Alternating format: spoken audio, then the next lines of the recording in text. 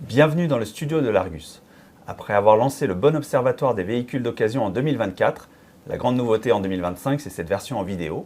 Alors, pour décrypter les grandes tendances du marché de l'occasion, j'ai le plaisir de recevoir Olivier Flavier. Bonjour Olivier. Bonjour Franck.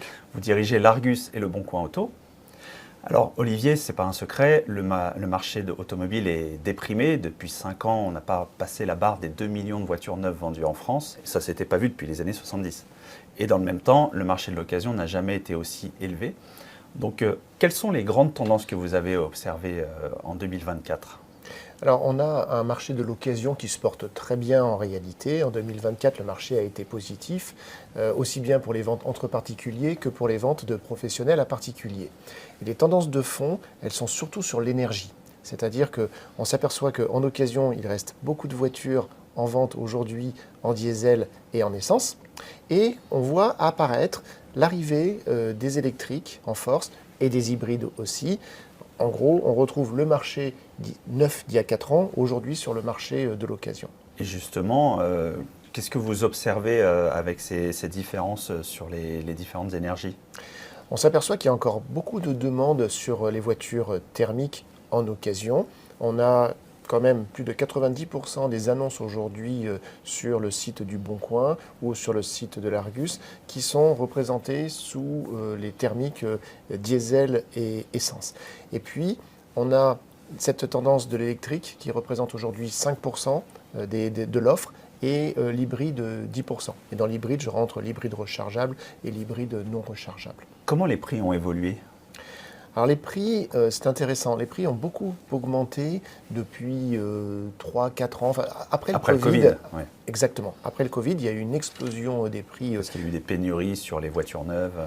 Il manquait de voitures neuves. Il manquait aussi un moment de voitures d'occasion, puisque tout le monde est allé chercher des voitures plus récentes en occasion pour compenser les voitures neuves. Les prix de vente ont augmenté. La demande était forte. Donc on est sur un marché large d'offres et de demandes. Et à ce moment-là, les prix ont beaucoup augmenté, jusqu'à 30-40% par rapport à avant Covid.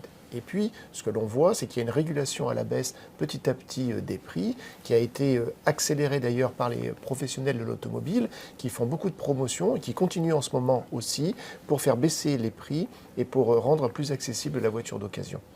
Mais ça a évolué différemment en fonction des énergies.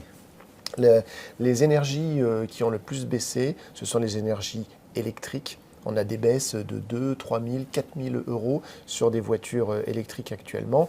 Mais quand on regarde aussi depuis le début d'année, on a une tendance très forte aussi à la baisse de voitures sur toutes les énergies de la part des concessionnaires. Et ça se répercute sur le prix de vente forcément effectué entre particuliers.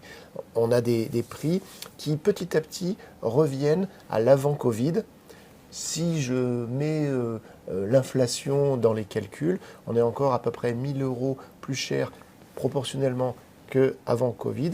Mais aujourd'hui, on est sur un marché de l'occasion où il y a beaucoup de choix. On a le choix de l'énergie, entre l'essence, le diesel, l'hybride, avec les déclinaisons d'hybride, l'électrique, et avec des prix qui sont beaucoup plus raisonnables qu'il y a même encore 2 ans. Donc on a, à ce propos, une demande très importante aujourd'hui sur les voitures d'occasion de la part des particuliers. Et en fonction de ce que vous avez vu depuis le début de l'année, quelles sont vos prévisions pour 2025 ? C'est difficile de savoir comment va se passer l'année 2025 parce que c'est un marché qui bouge, notamment qui bouge en fonction de plusieurs critères. Le critère du taux de crédit à la consommation, mais il a tendance à baisser. Donc ça, c'est une bonne chose pour le pouvoir d'achat en France.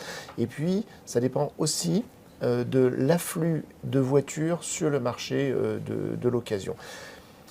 Comme il y a moins de voitures neuves vendues actuellement, on aura forcément un peu moins de reprises de voitures d'occasion par les professionnels. En revanche, on va avoir pas mal de voitures qui vont arriver de la part de loueurs, longue durée, de contrats de leasing qui ont été pris il y a 3-4 ans sur le marché français, que l'on va retrouver sur le marché. Donc, plus on aura de voitures d'occasion sur le marché, et c'est ce que l'on va voir tout au long de l'année, plus les prix vont continuer de baisser, puisqu'on est sur un marché de l'offre et la demande. Encore une fois, c'est positif pour le pouvoir d'achat des Français. Alors, Je crois savoir qu'il y a des nouvelles fonctionnalités qui vont être lancées sur le Bon Coin Auto. Vous pouvez nous en dire un peu plus? Alors, on a lancé des fonctionnalités notamment, par exemple, pour le financement. Aujourd'hui, on a dans nos annonces un détail vraiment pour le financement, pour qu'un particulier puisse faire une demande de financement en ligne. Et tout le début du financement est entré en ligne directement sur le Bon Coin, puis transmis au professionnel qui va étudier l'offre et proposer des services complémentaires au financement. Uniquement pour du crédit, pas pour de la LOA ou Pour du crédit. C'est pour du crédit, exactement, pour des voitures crédit.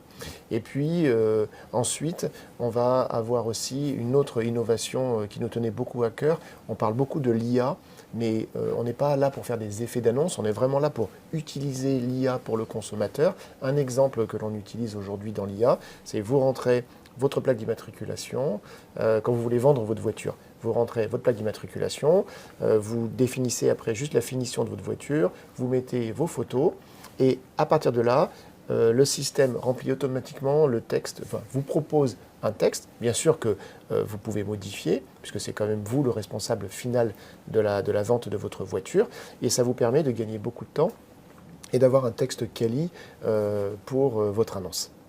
Ça, c'est pour côté Le Bon Coin. Et côté l'Argus, nos journalistes ont préparé des fiches fiabilité sur l'occasion pour chacune des voitures.